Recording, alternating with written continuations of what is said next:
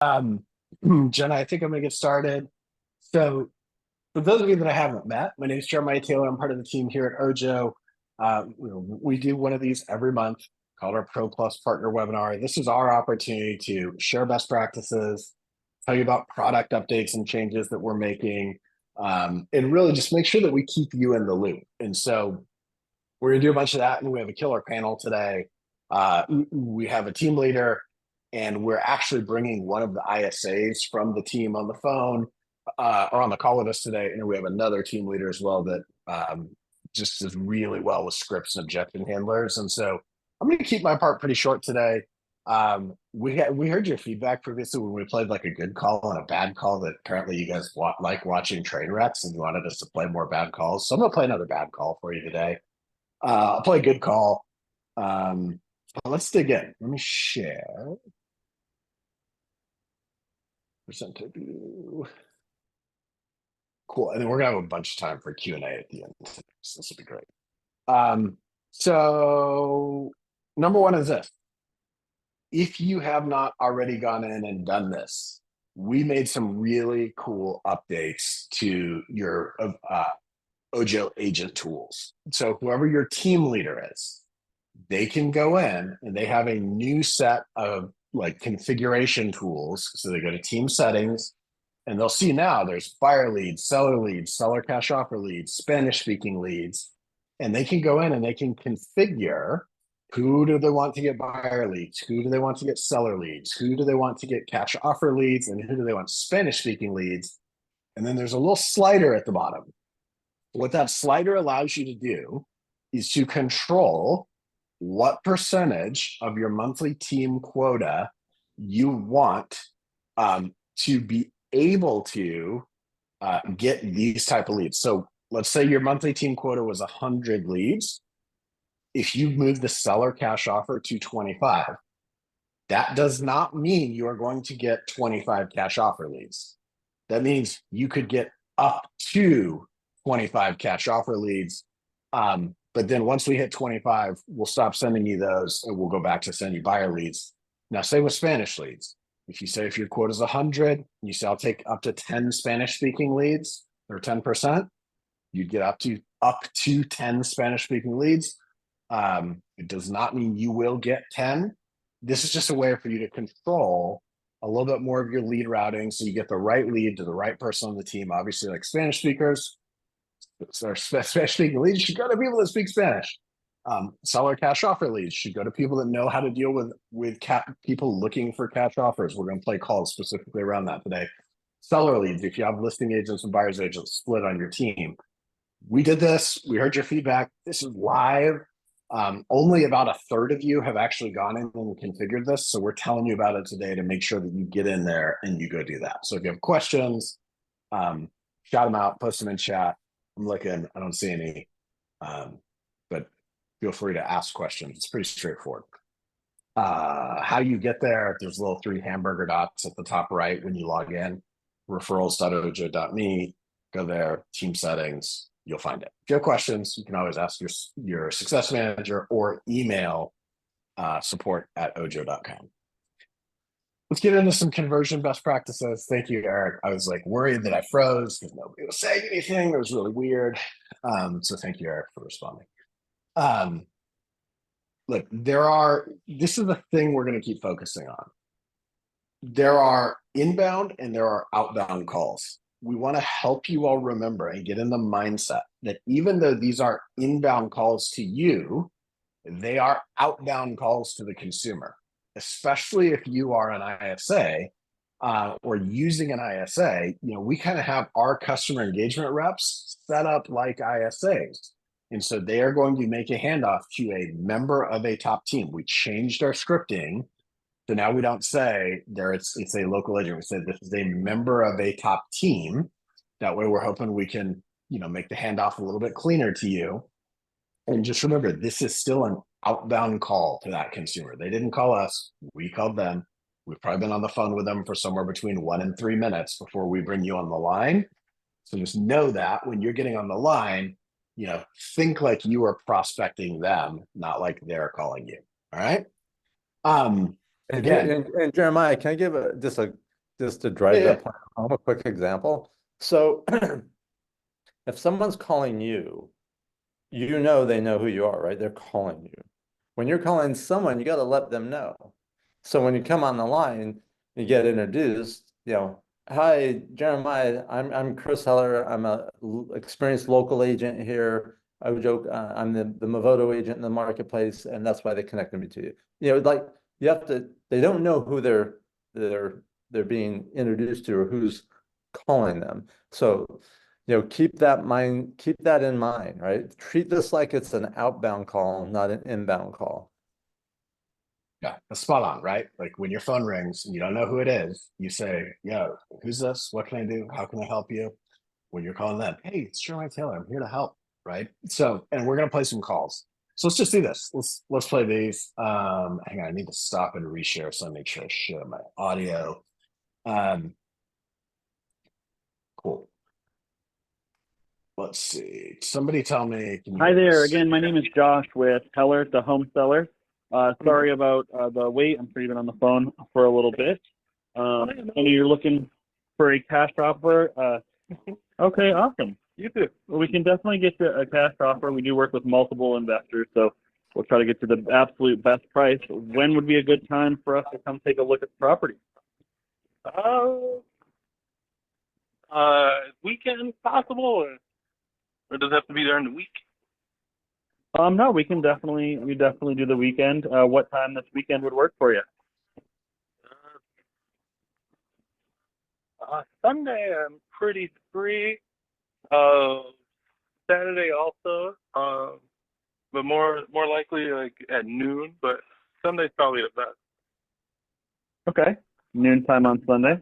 We can definitely do that. Come take a look at the property. Now, they had mentioned you were looking to buy as well. Yes.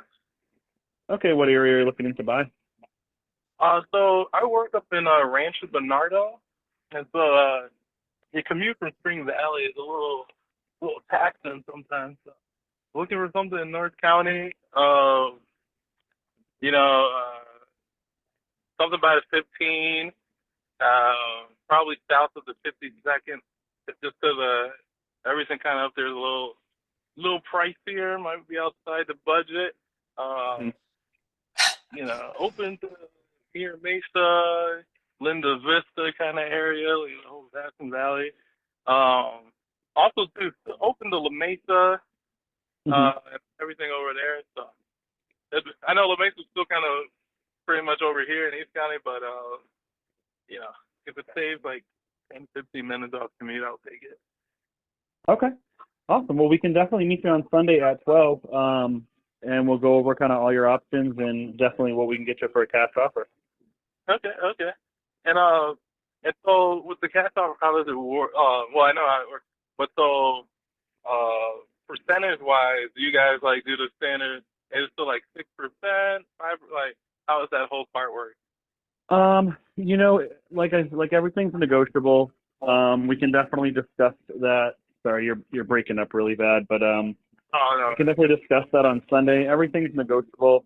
There's also, we work with different investors, so we're going to try to get you the most money possible for that home, Mhm. which I think is going to be most important for you, especially if you're trying to move up to North County. Yeah, exactly. Yeah. But is this something? Yeah. 'Cause I know if they're for a house is gonna be like in the eighth. I know some condos are out there looking around, but yeah, if I can use the all that and just put that on a down payment, uh, it'll help out. I don't really have to buy as long as I can just put it all into the next house and get the monthly payments closer to what I am now because we're at we're at 4.99%. I know now it's like 7, so Hmm. it's gonna be a jump in monthly payments. But if I can get it not that big of a jump, I put in everything, even if it's over the 20% for the down payment on the next place to kind of get the monthly payments lower. That's what I'm fine Hmm. with. Okay. Well, we can definitely help you with that. So we will see you at the property um, on Sunday at noon, and we'll go over all your options and definitely the kind of offer we can get there. Okay, okay. And what's a good number? Email your number, just something. If I could follow up with you if anything pops up.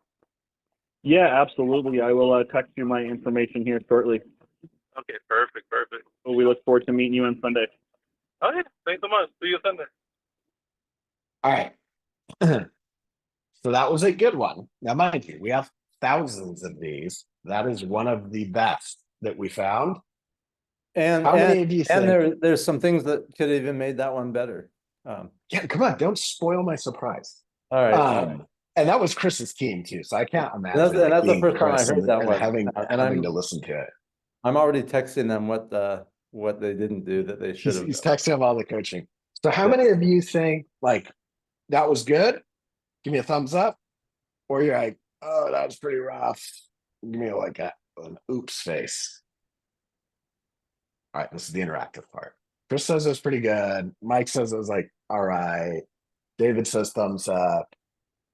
Yeah, Heather, like, okay, all right, thank you. I appreciate everybody. Like, I'm going to like draw interaction out of you and be annoying about it. So thank you for interacting. Look, overall, it was pretty good. It was pretty good. It was like James, like you have a high bar. I know you said 5 out of 10, 9 out of 10. Heller, it's your team. What would you say? I would have given that a 7 out of 10. Yeah, I think 7 is probably fair. Like, hey, look, he passed. He set the appointment and he's gonna go meet with the guy. So he passed. What could have been better? He definitely got the appointment. He was focused on the appointment.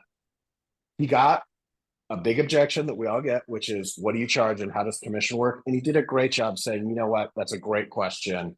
I'll make sure that's one of the first things that we talk about. It's negotiable. He did a really, really good job handling the commission objection. I think what I heard is an opportunity, and I want to hear more. Yeah, LP Mama. That's right. Like when the buyer started talking about, I want this house, I want to move to this part of North County. This is my rate. This is what I want to do. You had a huge opportunity to say, yeah, that's great. Would love to get you to North County, get you closer to your commute, like get that commute down that 15 minutes you're looking for.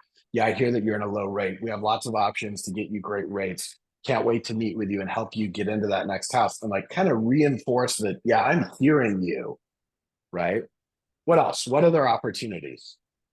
I can think of one more big one that I know Chris is going to say.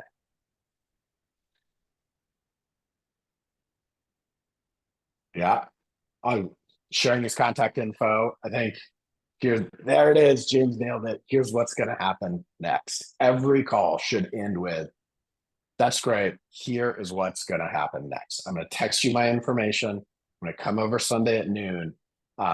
I'm going to meet with you. We're going to go over all the options for your house, and we're going to help you get into that next house up in North County, so you can be closer to work. It's just playing back to them.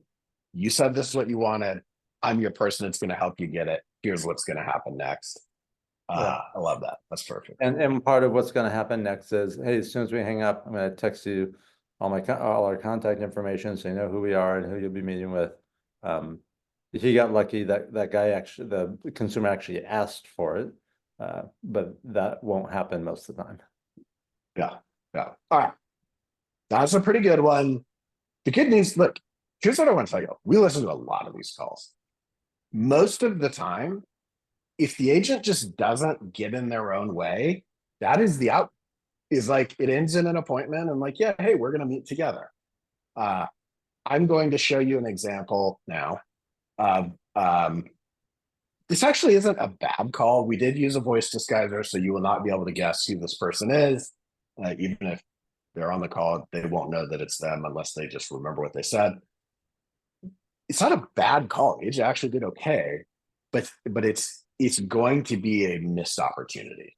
All right, so here we go. Maybe. Hi, how you doing? Good. Yeah. Good. So tell me about a little bit what you're looking for. I was just interested in seeing what a cash offer on my house, my property would be. I mean, definitely look into it. I mean, there is no way to really know what a person's going to offer. I mean, what I can do is I can run some comparables and I can look at the house condition, stuff like that. I can run comps on that house to see what homes sold in the last 3 to 6 months that's like in the same square footage, same bedrooms, same bath, stuff like that. Trying to give you an idea. But also, Okay. Usually when people offer cash, they usually offer less. Not typically, but it all depends. But for the most part, most people when they offer cash, they usually offer less. Versus with financing, they can kind of offer whatever you asking for. Just so you know, just so that's out there. Okay. But I definitely will look. I'm gonna look into it now. See if I can run some comps on it and see what your home was possibly priced at, and then I Okay. guess we can kind of move forward from there. If you like? Terrific. That sounds great. Okay. All right. So in the meantime, I'll take over all my information so you have it, and let me get working up and start on this right away. Where are you out of? Where are you located? No, New Haven, but we do Oh, okay. we do all over. Yeah, I work all over Connecticut, but mainly do New Haven area, Fairfield County. So yeah, pretty familiar with that. I just sold a house in Estonia, so I'm pretty familiar with that area. Okay. Let me look into this now, and then I'll I'll contact you back. All right. Thank you very much. No problem. You're welcome. Have a good day. Bye. You too. All right, how you doing? Good. Hang on. I accidentally clicked play again, so I can still hear it in my ears. What do you think happened? What's on a scale of 1 to 10? How likely is the agent to actually win the business, whether it's a cash offer? I sorry, it sounded like I traded in my minivan. That's rough. Yeah, look, the agent was nice enough. Like, he was thoughtful. I think genuinely, he was trying to be helpful, right?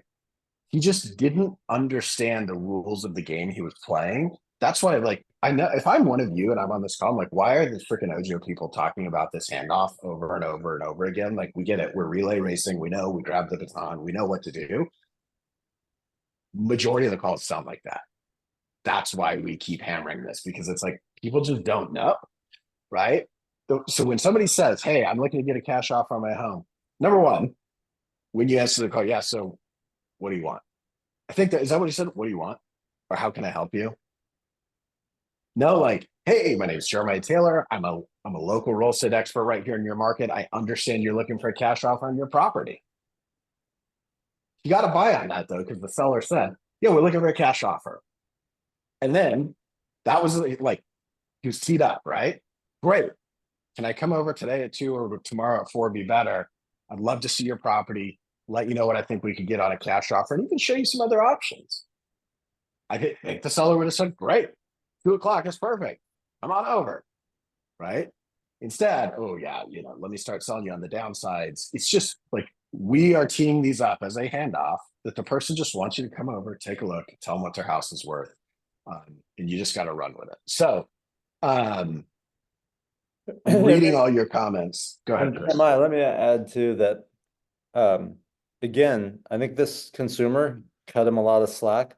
Most of the ones that we hear that go this way, hang up. They just hang up on, like, no, I don't want to talk to the agent. No, why are you talking about comps? I said I wanted a cash offer, right? There was a specific call to action.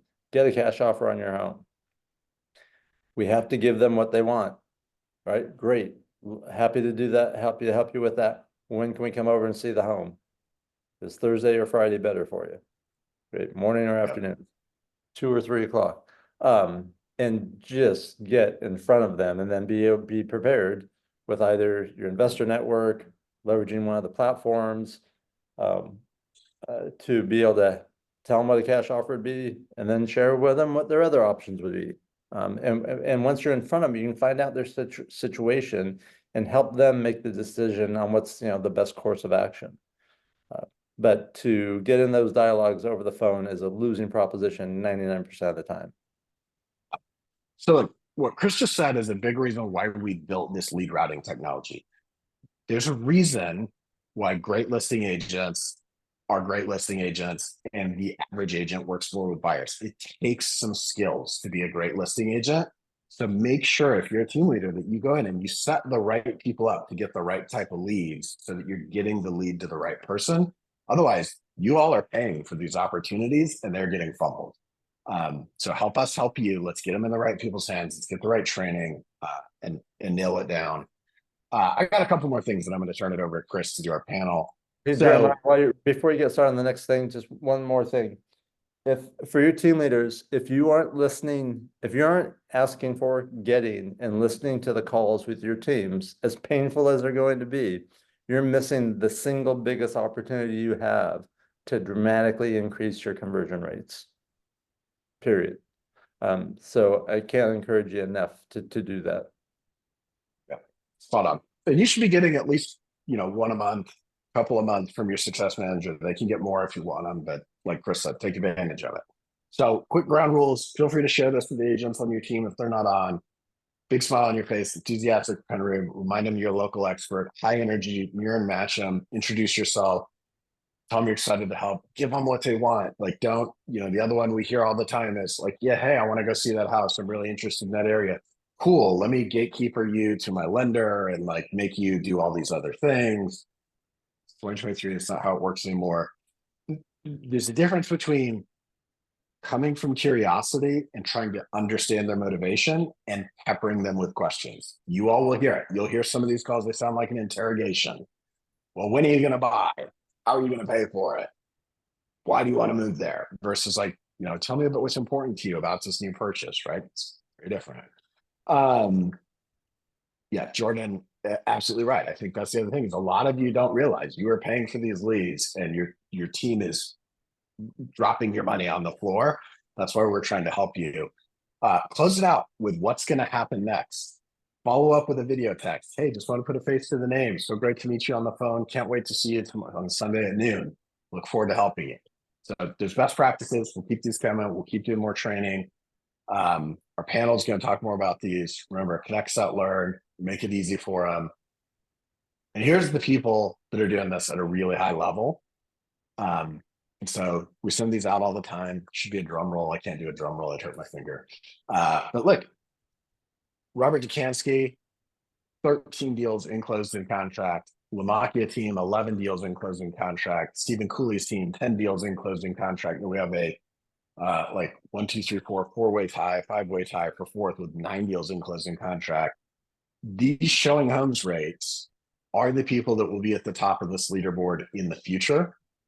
And look, the reason that we talk about the number of deals and the showing homes rates is because we know that 80% of your opportunities are going to happen sometime in the first 6 to 9 months after we make the introduction. So this is everybody that's in the program since it launched. By the way, the program's been live for about 7 months at this point. So we don't have a lot of data on people that have had leads for 6+ months, which is when we know the conversion really starts to happen, to be able to show you like, oh, this is a conversion rate. This is how it plays out. But I was surprised. My team hasn't even seen this yet. I injected this slide. I went and I pulled, look at for everybody that's all the leads they've had for at least 6 months, which is, it's a small group of people that have been in the program that long. How are they doing converting those? These are the conversion rates for our top 10 teams on their leads that are older than 6 months. This is tremendously good. And what we know is they're like the program's only been live for 7. So out of these lead cohorts that they got 6 months ago, they're still going to close more business. It's like if you are a team owner and you've been in this program for 6 months, go look at those oldest cohorts of leads and figure out, did my team get 10, 12% conversion rate out of those? And if not, just know somebody else likely did. Like we heard a couple weeks ago from Greg Harrelson, your dead lead is somebody else's live lead, and your live lead is somebody else's dead lead. And so these teams are doing great. We will start to show more and more of this conversion rate stuff as time goes on, because now it's baking and it's happening. And so you'll see teams in the teens. I think if your team is 7%, 8%, 10% and above, you're doing great. You're doing great. I'm reading, there's a comment, the past couple months leads are not coming in live on the phone. When I claim the lead, I get a text email to reach out ASAP. It's much harder to connect. Gwendolyn, make sure you talk to your success manager about that. You should be getting, everybody based on our data is getting far more live than non-live transfers at this point. we've made changes on our end to maximize the number of live transfers that you're getting. So if you're set as like the fallback lead receiver, you're going to get all the non-live ones, but you should also get the live ones. So make sure y'all talk to, same Laura to you, y'all talk to your success managers about this, or have your team lead talk to your success manager, because it could be a configuration thing. But more than the vast majority, like more than 2/3 of the introductions we're sending are live transfers. So you should be seeing those. Chris, I'm going to turn it over to you. Jenna, maybe you can spotlight Chris, Joe, Christine, and Mike. For those of you on, like, maybe give a thumbs up or a high five or something to our panelists. We'll let them introduce themselves, and I'll let Chris take it over from here. I'm going to stop sharing. All right, thanks, Jeremiah. And I know we're getting close to the holidays, so everyone who's on this webinar, we appreciate you guys being focused on the things that matter right now. Super excited to talk to these three people. I'm not in any specific order. I'm just going to do a quick introduction. We have Christine. Christine's an ISA on the Joe Ferraro's team, and she's been on that team for 7 years and does a fantastic job, and we're going to hear more about that. Joe, who owns the team, has been doing this for 25 years. Joe, good to see you. We've met before. They are in Madison, Wisconsin, and has well, I think what 15 to 20 people on your team, and some admin, and a big family that you also have raised along with your real estate business. So we'll hear more about that. And then we have Mr. Mike Quayle. He's been in the business for 18 years, sold over 850 homes in north of Boston and the suburbs.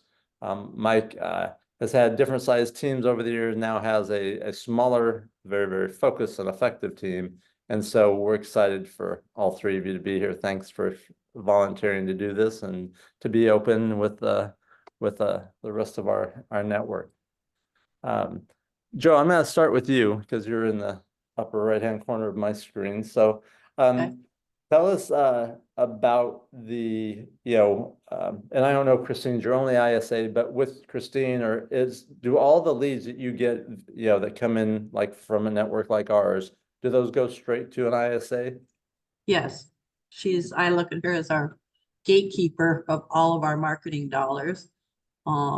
And she's just phenomenal. Great. So Christine was at 7, 8 years now. It's over And 7, yeah. she's a rock star. We're always learning, growing. When something breaks, we fix it. And she's amazing. So yeah, we have full trust in her. And when she doesn't know something, she's very open, honest, and we role play or practice, especially a lot in the beginning, which some ISAs aren't into that. But she knows, leaves our values. Fortune is in the follow-up. Got it. And Christine, do you work, I'm sure someone is wondering this, do you work remotely, or are you in the office? I'm in the office part-time, and then I also work at home, on call 24/7, but like to be in the office to really build the relationships with the agents and, hear what's working, and if they have questions, and be available, to be there for them. Got it. And do you handle, Christine, obviously you handle the inbounds that come from Ojo and other sources. Do you also do outbound prospecting, or is your... Absolutely. Yep. Okay. Great. And what's and either of you can answer these questions, and then Micah, I'm going to come to you. What's your philosophy when it comes to, a live transfer? Like, what are the things that you guys think are the important things you need to accomplish on that initial conversation? I'll just say, I think our most important thing is to build a relationship and connect with them, dig deep, find out their motivation, and get in front of them and just lead with value. Find out their pain points, solve that for them, and always come from a place of helping and elevating them to get to the end of what their goal is. And she's a unicorn, but she specializes in really connecting with people and caring, and also closing. So for the appointments. Yeah. And Christine, how about you? Any specific thoughts or philosophies or goals like on that initial conversation? Sure. Well, I like to take the sales part out of inside sales agent. It should be customer service or client retention, extraordinaire, if you will. And I take that sales out because that's what I do best is, like Joe said, build that relationship, ask the qualifying questions, but gain the trust because then the transfer is to the agent. And when I talk about our team and what we do differently and really learn and show the people that I'm talking with that I care about what their needs and wants are and what their motivation is, it makes for a smoother transfer. And it also really, from the beginning, you gain their trust, which is very important. Yeah, couldn't agree more. Mike, you on the calls, the transfers that come in from Ojo, do you take those or someone else on your team? Yeah, I take them.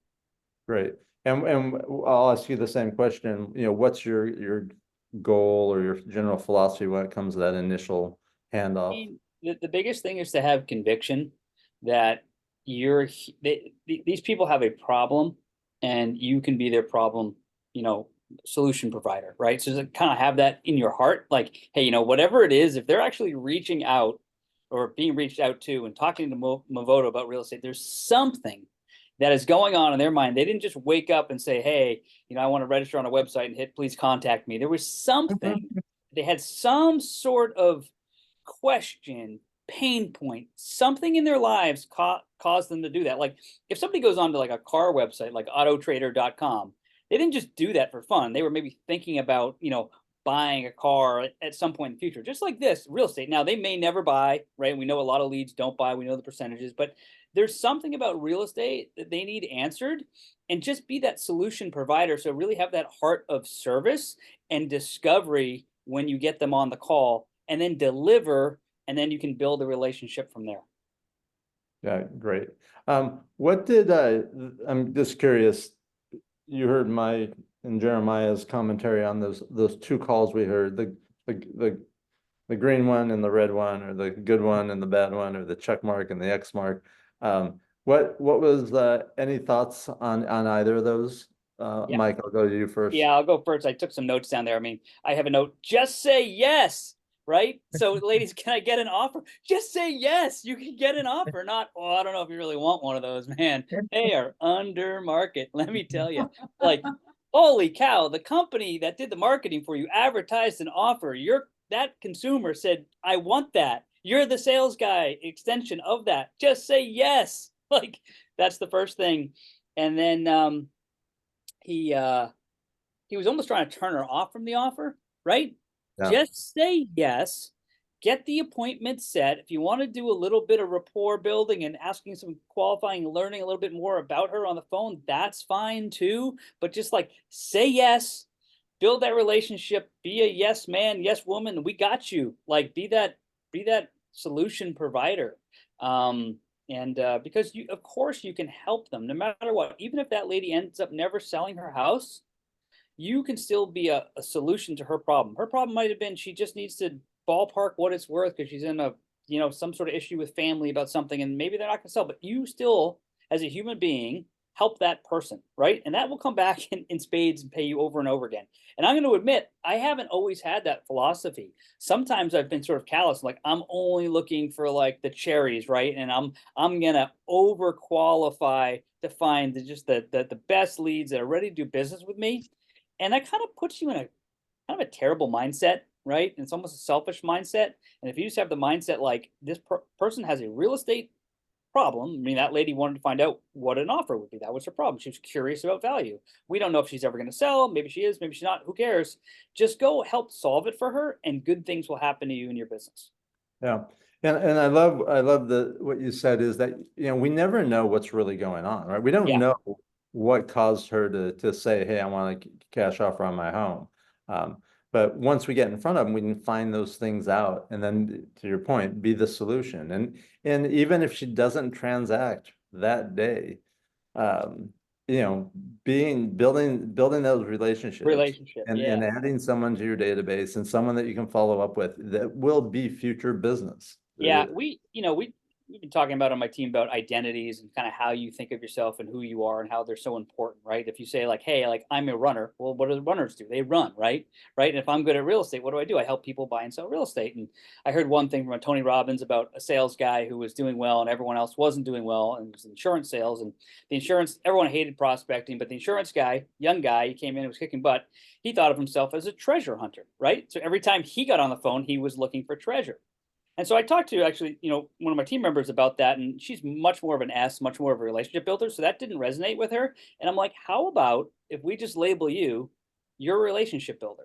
That's your only job. You get on the phone with people, you build a relationship. Of course, that leads to trust. That leads to them opening up about their problem. That opens up about us actually being the solution provider, hence getting business, doing business. But if you're just a relationship builder, you're not overly selfish about your own goals. You're just helping people. And of course, some of them will buy and sell. So that just helps psychologically get on the phone and not think, hey, I'm just making calls so I can book appointments to create commissions for myself and my family, which is okay. But sometimes some of us feel selfish doing that, so we don't get on the phones. But if you think yourself on your phone time, I'm just building relationships, then things get easier. And you do business, by the way. Yep, absolutely. Thank you for that. Christine, you heard those two calls. Any thoughts or anything, any ahas that you go, man, I need to do that, or I need to make sure I don't do that, or? I think the first one, it was okay. I felt that they jumped way too close into getting that appointment set, because many people will shy away if they feel, this is a sales and hey, we're just going to get this appointment going. So I would have asked a little bit more questions. And every phone call that I have, whether it's somebody that is just curious or they're not going to go in depth, you've got to end with either an appointment or a follow-up date. But then you've got to reiterate what they said, if you got more information from them, but also make sure that you're sending a text message and an email, and here's the next step, and here's what's going to happen next. And put the excitement in, we're really excited to meet with you, and make it so that they're excited too, not just, well, okay, Sunday at 4, put a little bit of a pep in your step with Yep. the phone call. Great. Joe, how about you? Any thoughts? Ditto to what Christine and Mike said. It was painful to me. It just was, I was like, oh man, I think this, well, the X one, the bad one, and bless his heart for getting on the phone, right? I don't know if he really on our team would have been even close to being able to accept the lead like that. It sounded like he didn't want the business or he was afraid of it. Yeah. And I think he just needs more training to connect with them and provide options and value. Hey, yeah, we have a great cash offer program. A lot of our clients really love it. When we get together, I'll go over the ins and the outs and give you all our options and see what works best for you. Yeah. Rather than just talking. And the first one I think was okay.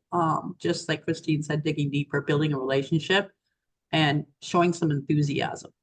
Yeah. Agreed. What, we're here at the end of the year, and, for Joe, with your team, what's the main things that you're focused on? What's the main thing you're training them on? What's the main messaging you're giving them, coming into the new year? Our agents? Yeah. Or, okay. Well, the last couple of years has been a huge shift. It's also been a shift in our mindset on our team. We're really digging deeper, doing skill-based training, activity-based, digging further onto what their goals are, their 3 pillars, breaking it down into a quarterly, monthly, weekly, daily schedule to help them stay on track. And just trying to grow more organic leads and relationships. We're going to be going through, I know Christine does this regularly, but getting deeper into our database and looking long-term, how our platforms, our systems working, and how often we just did an analysis of our lost opportunities, which is always painful. And Christine was very depressed. And so we're working on our conversion ratios right now with our agents. We've attracted some other experienced agents that are really changing the, how, I don't know, not culture, because we have a great, great culture on our team, but they're showing up, some of the existing agents that have been doing this for 5, 10, 20 years that don't really want to make any adjustments. And the newer ones are like, yeah, we get it. Yeah. You said so many things that that's appropriate for probably everyone on here, that really the things that we need to be focused on in the current market and the current, dynamics that we have. Mike, how about for yourself and your team? What are the things that you're really focused on, or the messaging that you guys are talking about going into the new year? Yeah, well, just activity. So activity leads to results. So really just gotten into on the whiteboard. We have just every single day, every morning, we have points. So for dials, contacts, nurtures, appointment set, met, signed, home shown, all that stuff. And so, we used to track all that stuff and got away from it, and it sort of led to people not caring about that. And so now I'm leading the charge on that, and every single morning we do it. And what's cool is, we also count things like, under agreements and, shown homes, that sort of thing. And they all have, each category you have to score 100 points in. And sometimes like dials, you get 1 point per dial. So you need 100 dials, for the week, which is not a ton, right? But then, other things you might get more. And it's fun because we're looking at each week and like, okay, our first week we started this 3 weeks ago, we did 857 points total. And then last week we did 1,644 points.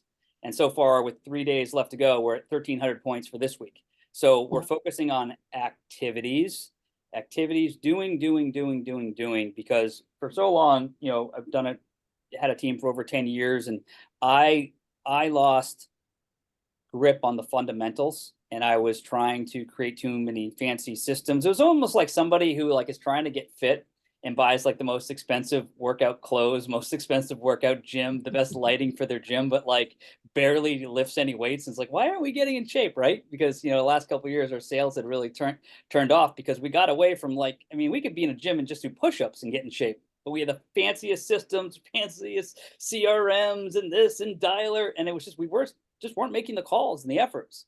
And so we're back to that, and it's working. Got it. Love it. Hey, Joe, going back to the things you said that you're focused on, talking to the team about, and including Christine, how do you hold your team accountable? What's that look like ongoingly? There's you want them to be focused on their database and going deeper into the database and those things, but what are you doing ongoingly to help the people on the team?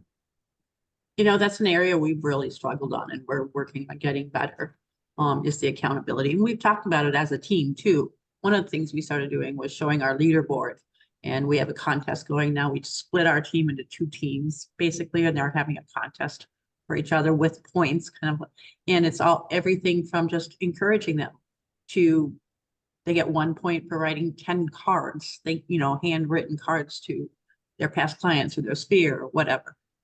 So many points for calls, CMAs, all that kind of stuff. And then we show our leaderboard, which is kind of cool to see. I'm contemplating whether or not to show our lost opportunities every month. Haven't decided that yet, because I don't want it to be but I want to know that, because I'm like, wow, and agents need to know. Look, we did an exercise during our business planning where we had a sheet that was, fill the holes in your business, and had the agents have all their numbers as far as how many leads they got, how many, their sphere, and it was all calculated out. So they had to calculate how much opportunity they lost so that they could figure out where they want to spend more time and effort and attention into. The one agent was like, yeah, if I would have just gotten this much more conversion out of my sphere or out of this, I would have made an extra 70 grand. And that was an aha moment for them. And it was neat for me to see, even though it was kind of challenging, we kind of fixed that up. It was neat for them to do that rather than just be told. They actually had to do the work to figure it out, which I think was more meaningful to them. Hey, Yeah. Joe, I always make a big deal of when we talk to somebody and they bought or sold a house. And I always say like, hey, that's like, okay, bummer, they didn't work with us. But wow, imagine if we did nurture that person, Hmm. right? We could have had that. So, hey, we can't change the past, but also it means that the leads aren't junk, right? I mean, like a lot of leads will never transact, but there's gold in there, right? So this is just proof that there were closings in there that we missed the last 6 months, 12 months, or whatever. Because you can see we didn't call this person back for 4 months, and oh, they fell in love with another agent, got married to another agent, and transacted with them. And so, great, don't worry about it. But let's be inspired, knowing that in the leads you're calling now that don't pick up, you don't have a relationship, they might be that next one that you can get. So look at it as a good thing. Yeah, and I and for both of you, because you both said the same thing. Well, first of all, there's a question from Tony, and she said, which is this sort of a fun coincidence that both of your teams happen to use you've gamified things with a point program. Would you guys be willing to share your point programs? Not right now, but share them with Jenna, who would then send it out to the group? Sure. All right, that's awesome. Would anybody like that, the worksheet, plugging the holes in your business? I can send that to Jenna too, if they'd like. Yes, I'm speaking for everyone. Yes, they would like that. Okay. And I'll just self-admit that mine is very caveman right now. I've used Sisu, I've used CTE, but what happened was nobody would open the app and nobody would look at anything, and I didn't want to look at it either. It's almost like looking at your bank account if it's not doing well. So now we just have it on the whiteboard, and it's just pure. Every morning I get my little marker, and we just hey, on your little sheet, how many dials did you have yesterday? Here's how I had, and then and it's working. I will probably advance back into a CTE or Sisu at some point, but we tried those. It's like having the fancy gym in the beginning, and we just wouldn't use it, and we paid for it. So mine's kind of caveman, but caveman can work. Great, great. Hey, Christine, question for you as an ISA. What's the conversation with the consumer when you're making that handoff to an agent? How do you set that up? Yeah, that's a great question. Everybody's different. I always mirror and match each client and customer that I do speak with. But one of the things that I reiterate in my conversations is here's what our team can do for you, and really get it, get them to know that we are a team. It's not me. And so when I do transfer it over to the agent, they've got a great idea of what we do collectively as a team, and that they're going to be connected with an agent that's going to be a great fit for them for what their needs are. Yeah. And what's the expectation that you set as far as how soon they'll hear from the agent, or when that happens? Yeah, and that's probably the biggest piece there. We do have a system where we nudge our agents and we encourage them to make that introductory call or text message right away. Especially if the appointment's 4 or 5 days from now, hello, welcome, and hey, I'm so excited to meet with you. Get a little bit more information, dig a little bit deeper. So that's what our expectations are. And I will say that if the agent doesn't do that and continue that relationship right away, people tend to fall off the radar. But we do have systems in place to help our agents to reach out in various different ways and to continue that communication, that ongoing with the customer. Yeah, I'll say right now we have our policy is 24 hours. Within 24 hours of setting that appointment, the agent, number one way is video message or call them, build rapport themselves, look at all the notes Christine wrote, the details, because we don't want to look like we're not communicating, and we want to be professional. But we also, after an appointment, our policy is by 10 a.m. the next day after the appointment, they have to update their notes. So we know in the system. So we know how it went, But what we found when they're not calling like right away, and I think we should talk about this as a team, until the next day after you set an appointment, or even 3 days, 4 days, they're not calling or introducing themselves, showing that they're excited to meet with them. Our conversion ratios went way down, and our set to met ratios went way down too. Yeah, it's super important for it to, the communication to be strong, really strong at the beginning and continue to be strong throughout. These consumers, maybe talking to lots of agents, maybe, you gotta cement that. Right. And one of the other things we changed, we used to say, one of my listing partners or one of our buyer's agents will meet you. Now we say, and even when, we're talking, taking the call and calling them back, my business partner, Christine, isn't she awesome? My business partner, Joe, will be calling you. So we're all in business together. And I think that elevates everybody from buyer's agent, listing agent. Yeah, awesome. Hey, so here's a new question. And Joe's, I'll start with you since you're just talking. What's one thing that you're doing now or thinking about doing now that you wish you would have been thinking about doing or doing, 12 months ago with the team? Let's start with you, Mike. There's so many right now. You can defer. Hold people accountable. And And what does that look like for you, Mike, with Yeah. your team? so it's basically, if we set a rule and they're not going to do it, like call by 10 a.m., what is the consequence of that? And then to actually follow up and do it. And as a leader, be okay with the fallout and the pain, because I know, I've had a team up to 10 people and I have a smaller group now. I think I failed as a leader, and I'm growing and learning that I'm not really being fair to the team if I set a rule and I say, here's how it's going to go down. And this one person who I like and they like me, they didn't do what they agreed to, and I let them keep it. Not only, okay, I was nice to that person, so I think I'm being the nice guy, but it's ruining the integrity of the entire rule system that we set up. So then the next person does it and they don't expect to get in trouble. And if I call them out, then they're gonna say, well, you didn't do that to Johnny. And so I'm like, oh, you're right, I didn't do it to Johnny. How could I do it to you? You're picking me. All right, I'll let you go. Then of course, 2 weeks later, Sarah doesn't do it. I call Sarah out. She's like, well, you didn't do it to Johnny or Philip. How can you do it to me? Oh, you're right. And then of course, it all goes away, and all of the pain sort of avoidance of getting in trouble goes away, because like, oh, Mike's a nice guy, he won't do it. So I led by being a nice guy, and it destroyed my sales team. And same thing. Yeah, and that you're not really caring about them and their goals. That's when right. You do that, because I've been the same exact way. Yep. And we were to the point where we had so many appointments, and our agents have appointments set in their calendar. They don't have to dig in our CRM if they don't want to. It's an opportunity, but it was the same thing, but we couldn't hold them accountable. I felt like we were being held hostage in a way, because we had so many appointments, you chose not to enough hold them agents, accountable. and the ones that weren't, because we do have accountable, like they're supposed to be skipped. They don't update those notes.